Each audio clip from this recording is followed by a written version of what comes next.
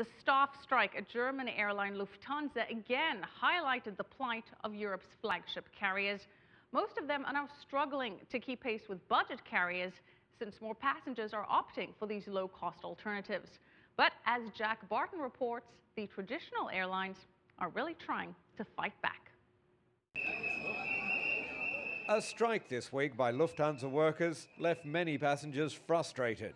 We're here and stranded and really don't know too much what to do.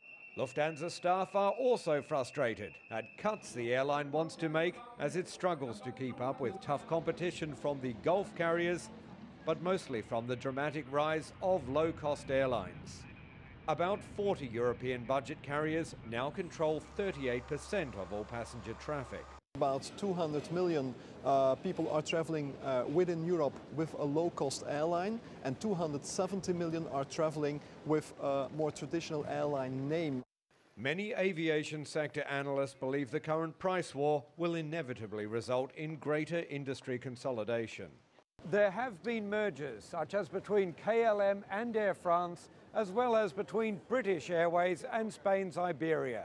But there are still considered to be too many large flagship carriers in Europe for them to remain truly competitive. But the industry umbrella group says the flagship carriers are also now competing directly with the low-cost carriers by cutting overheads and perks such as meals.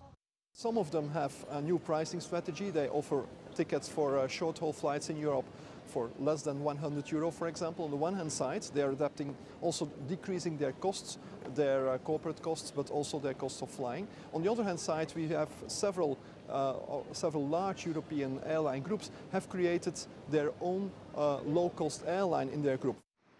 Overall, European air traffic is increasing, but many big carriers are still seeing earnings fall or remain stagnant.